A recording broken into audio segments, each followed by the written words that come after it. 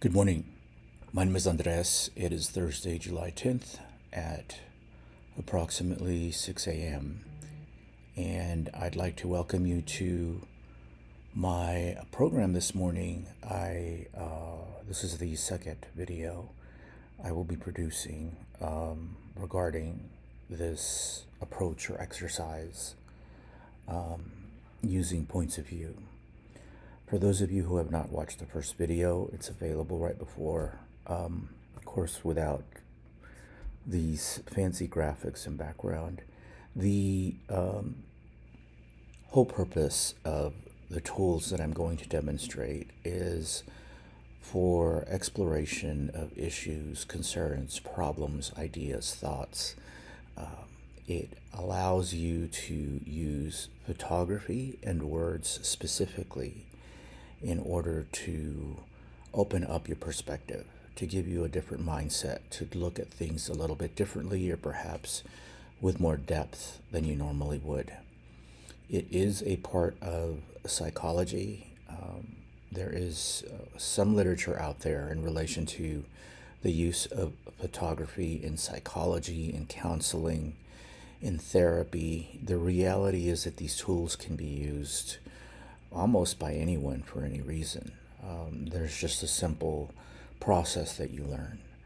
The tools that I use are manufactured by a company called Points of View, which is located in Israel.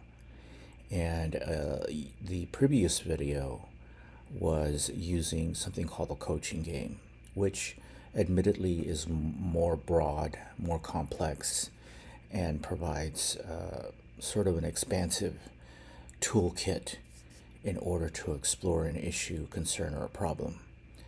It is also in Spanish, which is how I recorded the previous video. This one, today what we'll be exploring is a tool called Punctum. And the best of my understanding, given that I took the training for this probably at this point now 8 years ago, Punctum is a word that translates roughly into precision or point, focus. I can probably look it up for you, but basically that's the whole purpose of this. The training that I received, one of the things that we were told was these tools, meaning Punctum and the coaching game and some of the others, have been in use in Israel for many, many years. They're used almost as board games are in the United States, or decks of cards, for example. But rather than play, which these tools allow you to do, they also allow you to explore and provide insight into an issue or a problem.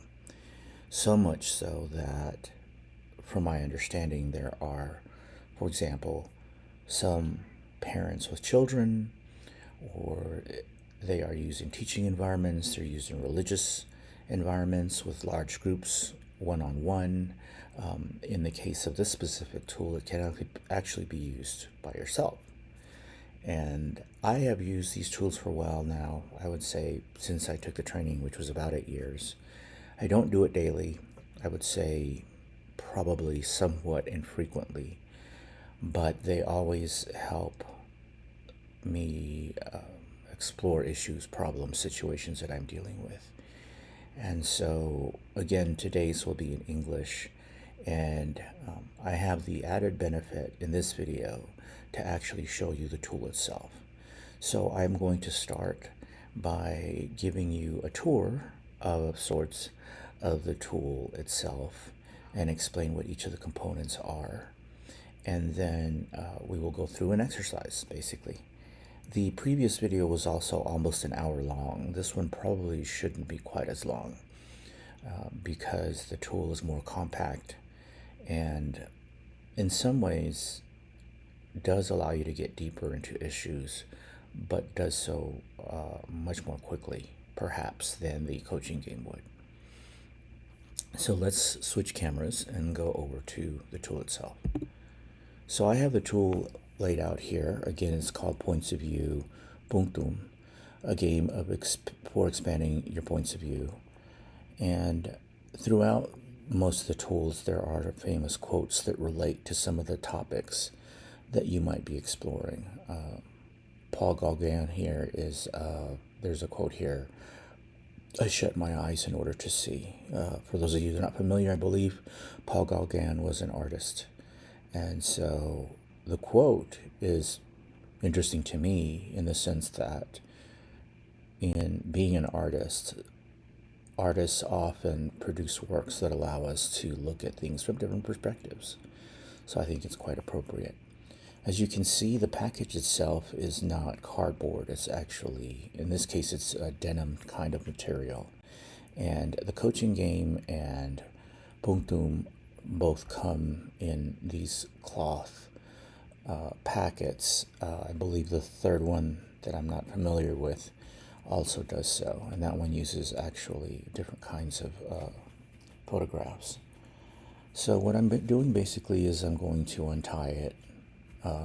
Obviously, since it's not made of cardboard, it's eco-friendly because cloth tends to last longer, and so it can be very eco-friendly when it comes to use. So this is sort of the first flap of the tool. So the question at the very top is, how are you? How many times do we simply pause for a moment and ask ourselves this routine question: how am I feeling? And how are we? How often do we even wait for an answer? Now, I think this is a really important point. At least in the United States, when you greet people, it's, hey, good morning, how are you? And then you just kind of move on. You don't really wait for the answer. The anticipation or the expectation is that it's become so much so a template of part of the greeting that we're not really paying attention to the words. If I were to ask you this morning, how are you? The expectation, probably in many other cultures, this is one of the many reasons why a lot of people become confused or don't understand exactly why Americans specifically speak the way they do, U.S. citizens, is that you wait for the answer, right? And you listen. You just don't hear the answer. And often that leads to extended conversation. So that last point about how often do we even wait for an answer, I think is very well crafted to speak at least to the way we communicate in the U.S. I'm not as familiar with other countries, but I know there are some countries where words have perhaps more depth of meaning. And so if you want to say good morning, you say good morning. You don't say how are you and then turn around and move on to something else. Before we continue, we want to point out that each card you pick is an opportunity to open a door inside yourself, to develop an idea or thought, to expand your viewpoint, and to spend time in the new space that has grown between photo, word, and question. And from this point, it's easy, so let it happen. One way that I used to describe to folks who have some exposure, perhaps, to how our minds work is that there is a, as of this point, disproven theory, but is still sort of accepted and commonplace that we have folks who are right-brained and left-brained.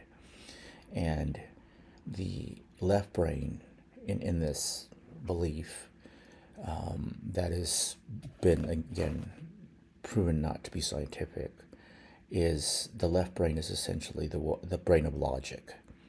So when your mind operates and it needs to calculate, it needs to analyze, it needs to evaluate, all of those things that probably a lot of us weren't really thrilled about learning in school, maybe a lot of us were, happen on the left side of the brain. The right side of the brain in this belief system is characterized as one of creativity, one of flow, one of openness, one of not necessarily following rules. And it's the playful side.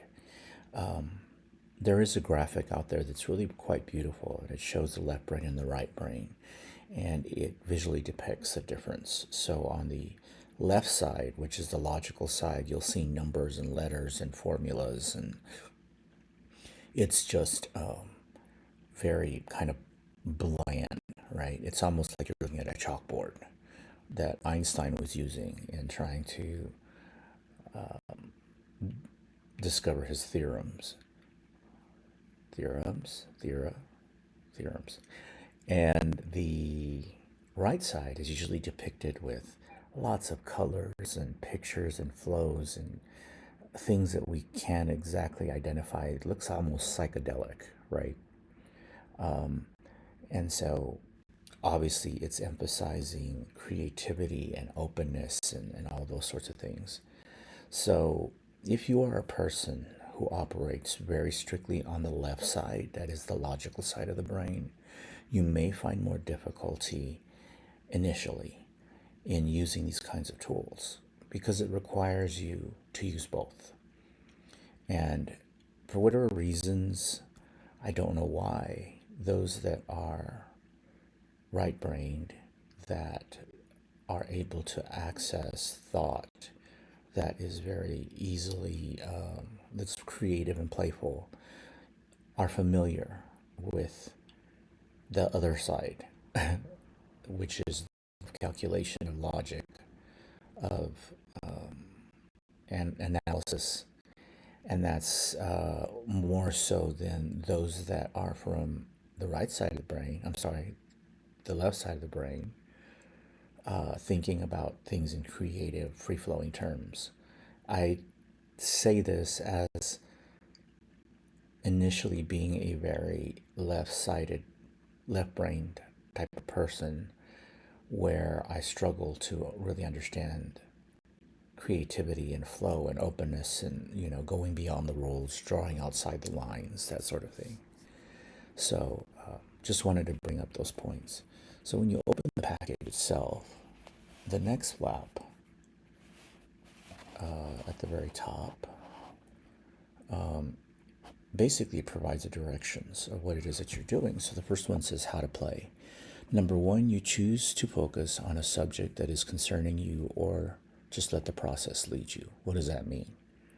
Well, there may be a specific topic or an issue that is concerning you. There may be a problem, a conflict, a challenge, or something out there that you know that you're struggling with and you can't quite identify it. That's what is meant by a subject that is concerning you. Letting the process lead you is one where you make the choice not really to find an issue, a problem, a challenge, an opportunity, and you're just kind of doing an exploration, right? It works either way, and it works in every way. Second is to choose a card at random from each pack, the photo pack, the word pack, and the question pack, and put it in the appropriate frame on the process map. I'll show you the map in a minute. And then third, you observe, gaze, and deliberate. You look at the cards, the connection between them, and the connection between the cards and the subject. Uncover insights about the situation. Then towards the bottom of this, you'll see above are the basic instructions for the game. More suggestions and details can be found in the enclosed explanation and on our website. So,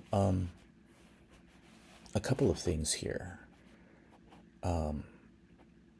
The previous video, the first video I created, I did a very intentful exploration of my decision to transition priorities. My priority up to this point in life, since I left home for college, was to build a career, to learn as much as I could, to go out there and sustain myself and, explore what it is that I liked and learn what I could and make use of that in order to sustain myself. And my transition specifically is occurring currently in that I'm moving away from that being my priority over to caregiving. Caregiving in the context of what I'm describing here is I have chosen, not immediately, but with significant thought over at least 5 years, to come back home. My parents are 50, married 56 years. They're in their 80s now.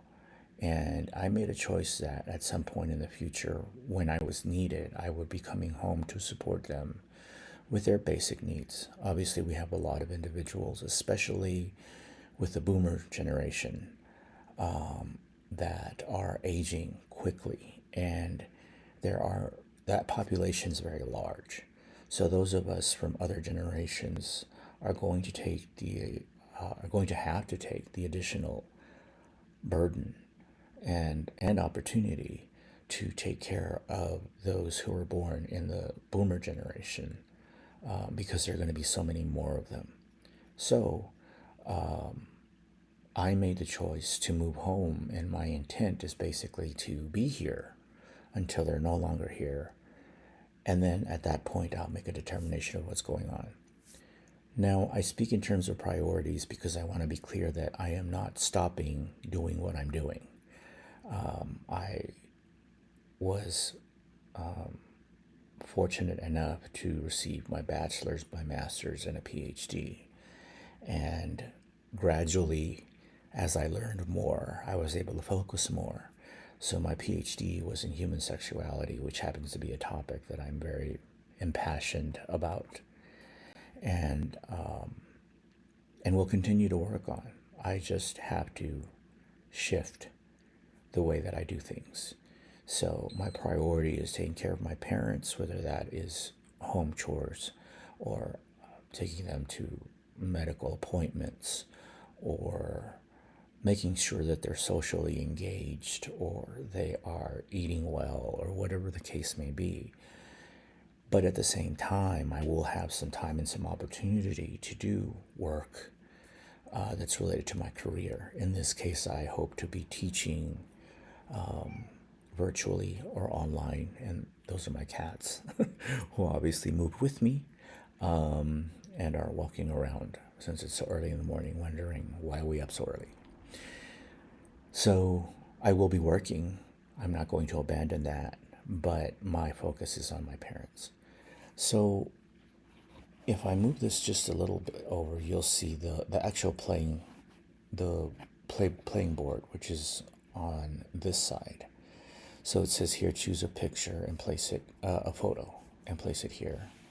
Then it says, choose a word and place it here. And at the bottom it says, choose a question and place it here. So these are the three components of Punctum. And there are two different ways to play any of these games, or at least the two that I'm aware of, which is the coaching game and Punctum. You can choose to intentionally choose photos. So you'll look through the deck, you'll look at what's available, and then you'll choose one. Or you do it randomly. And I find for myself, the randomness of just choosing one without looking at it first can be really powerful, because it forces me then to exercise my thought processes more and my creativity more, rather than create my story, right? Both are valid, both are beneficial, both are helpful. I just happen to like the randomness of being surprised by what I choose. So this first pocket, which is directly across from the play kit, is the pocket of the photographs. And so what you get is a instructions, which is basically what I'm going over right now, a user guide. There's a card here that helps to basically prompt you with questions about either the photo itself or the word that's connected to the photo, and I'll explain this a little bit more. So this is a second component, and then you have a bunch of photographs, and they're quite fascinating, but that essentially is the first part, right? The second component is the word. It says choose a word and place it here. So the word cards are directly opposite in this pocket.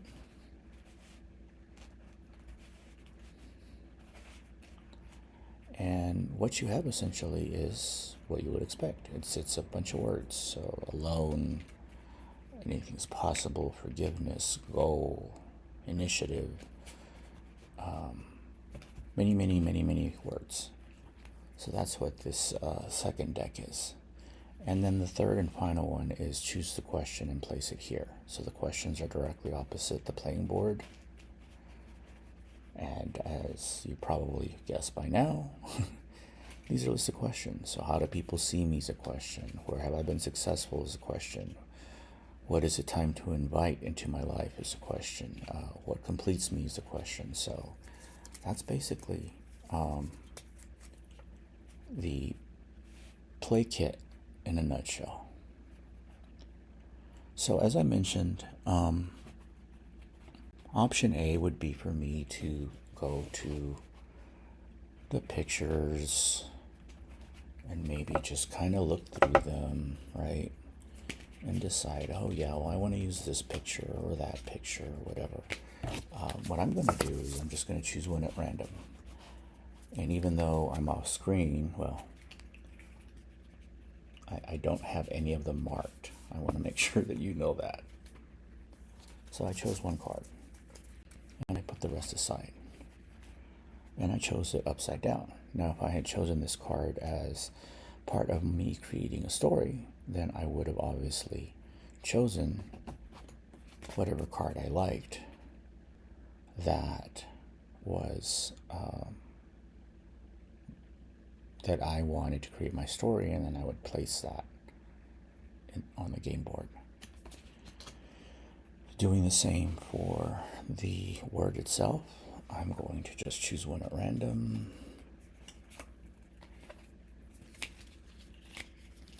And put the rest aside.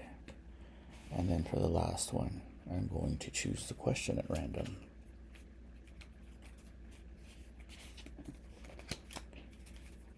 And set it aside. And if you have this game or you do purchase this game, this specific one, the one with the dots is the one at the bottom. And that is basically the questions. And then the words do not have dots on the cards. They're the same shape, same size. But this is the question, this is the word. The way I remember it is the question always, because it has dots, it's heavier. Don't ask me why. I'm using the right side of my brain. But I'm thinking, well, if it has dots, then it probably, all this ink is heavier, right? So it flows down. So that's why I think of those three. So again, I didn't choose any specific topic to explore. So I'm going to first start by looking at my picture. Okay. And right away, I have to say I'm kind of fascinated by it. So you remember this card that I mentioned at the beginning. So I'm exploring specifically the photo. So at the top of this card, you see the word a photo. How should we look at it? Enhancing the way we look at the points of view cards. So these are questions that you can use while you're looking at this photo. I usually like to start by just kind of gazing at it and maybe asking myself some of these questions. What do I see in the photo? I see a little, what looks to be like a little girl, could be a little boy. I don't know the gender, but to me, it looks like a cis female, younger, probably like, I would say second, third grade. I don't have children, so it's harder for me to kind of interpret. But certainly not a junior high student, not an adult. She's wearing, I guess it's a t-shirt or something maybe that looks like peach colored. She's in swimwear. She's launched herself off of a diving board because I see the diving board here, and she's in like an aquatic center. Either that or she's from an incredibly a family that has abundance because I don't think a pool at home would be constructed in this manner, but you never know, right? And she's jumping into what seems to be a swimming pool, but I don't see any water. I'm hoping there's water, and I'm hoping that whatever she's doing is safe. But she's in midair, which is kind of interesting. So, what is it made up of? I basically just said that. Figures, details, background colors, light, and shadow. The only thing I really noticed related to any of that is that it seems to be kind of dark back in this area, which to me communicates that it's a large building, a large edifice. And the concrete, the blank concrete also is, if it were a home, unless it was kind of like a postmodern home or something, to me this communicates a public kind of space. What detail is the most significant for me or for you, and why? There's two things that jump out at me. One of them is that she's in midair, and the second one is she's pinching her nose. As of yet, I'm 54 years old, do not know how to swim. I can float. I know how to hold air in my lungs enough to float on my back, but I never learned to swim. So for me, it's a little disconcerting that she's pinching her nose, because I'm figuring if she's jumping off a diving board and she's pinching her nose, maybe she doesn't know how to swim, or she doesn't know how to keep water out of her nose. And so there's a fear for me. you know, I just feel like she should not be pinching her nose if she knows what she's doing. What happened just a moment before? Well, logic would tell me that she either jumped off of this board or she jumped off of something that was higher up. Or she has supernatural capability, and she came out of the water and is flying backwards back onto the board. I don't know, right? A lot of things could happen in this world. That's probably illogical. It definitely goes against a lot of our basic rules of logic, but who knows? What will happen a moment after? I'm hoping she'll hit some water, not concrete.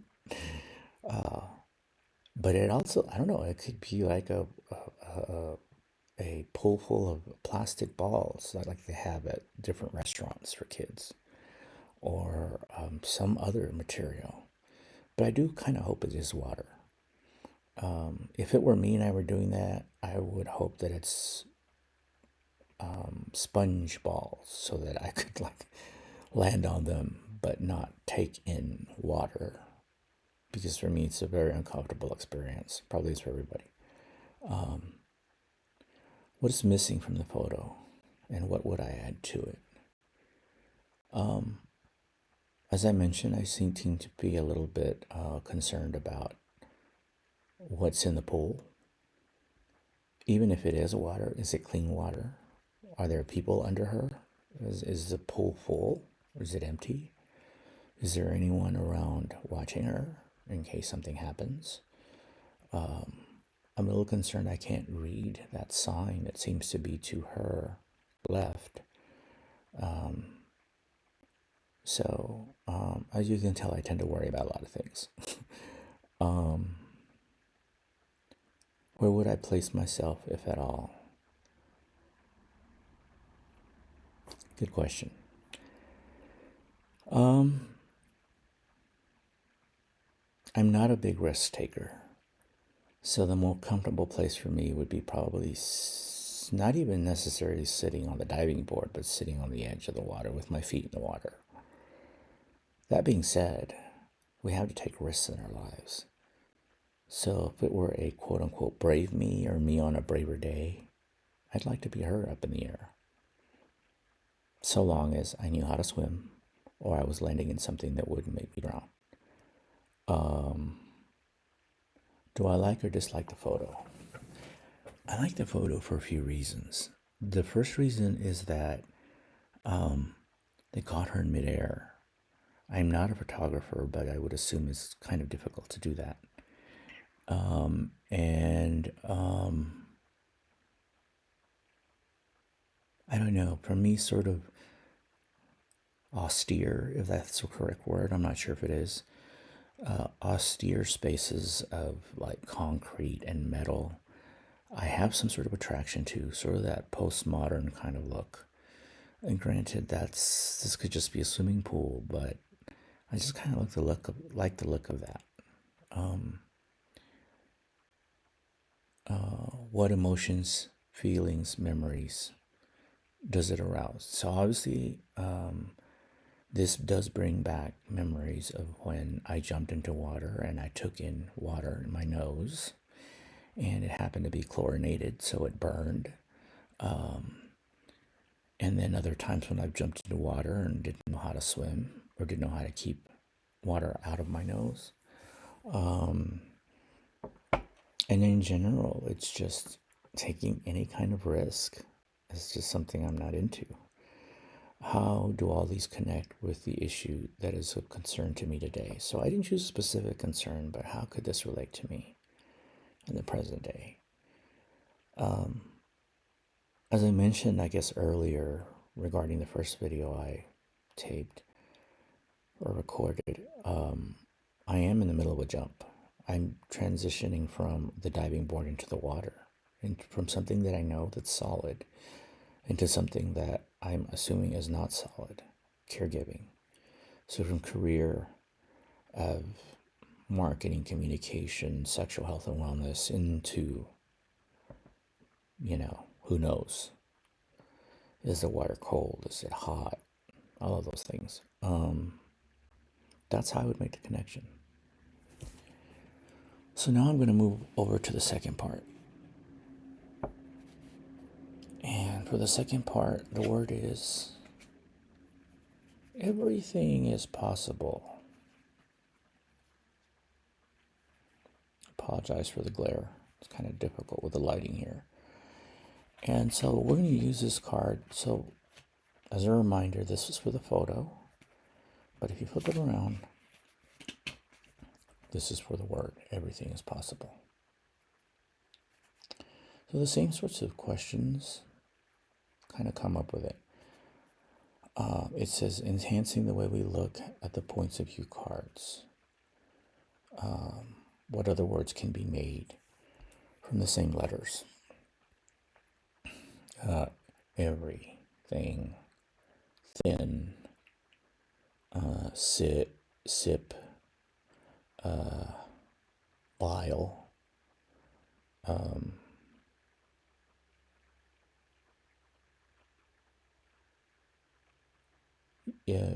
yin, no yang, there's no I. His, gist, G-I-S-T, so there's a lot of words. What's the opposites? So opposite of those words. Don't necessarily want to go there. Do I like or dislike this world? This word, or why? Everything is possible. I like it. I tend to be more of a pessimist sometimes, so even though I like the word, I don't necessarily find it to be particularly useful a lot of times or realistic, because I just doubt a lot. How does the word connect with the photos I'm looking at? So we were looking at the photo. Everything is possible. So it is possible to take risk. It is possible to trust. It is possible to survive jumping into whatever you're jumping into. Those are some thoughts there. How do all of these connect with the issue that is of concern to me? So going back and thinking about the transition from my career into specifically caregiving,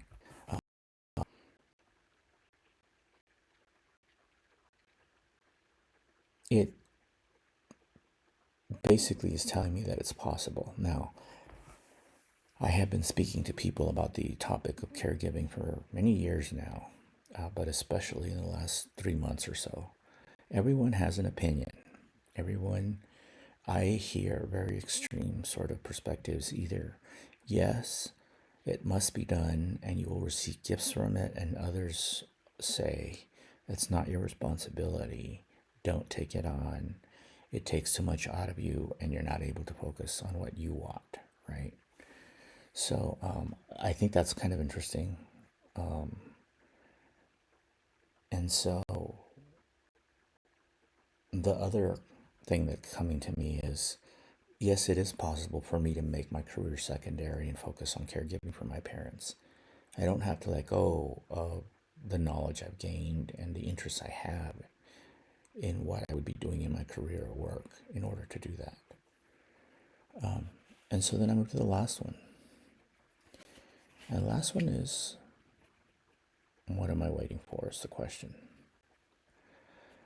Well, I'm not really waiting for everything. I can tell you as of this point, I have officially left my last hometown of San Antonio, Texas, where I lived for 5 years, and didn't move back to Austin, Texas, where I lived for 26 years, and I'm back in my hometown, the town I grew up in, which is Fort Hancock, Texas. Now, the other two cities that are mentioned are literally cities. They're huge. I am near a city, nowhere near as large as San Antonio or Austin. It's El Paso, Texas. The other interesting dynamic in all of this is that this is the town that I grew up in. But when I left here, I was 18. I was closeted. I was depressed. I was surrounded with a lot of familial love. But at the same time, I knew that there were aspects of who I was that not only were not acceptable in my community, but I wasn't accepting them myself. In human sexuality, we call that internalized homophobia. It's basically self-hate. It's what you learned a bad person is, you are, but there's no escape from it. So internalized homophobia is specifically related to sexual orientation or who you're attracted to. So who I was when I left and who I am now are completely different people. I'm pretty much out. I'm 54. I don't care what people think about my sexual orientation. And when I left here, remember, I really cared about what people thought about me. I don't care anymore.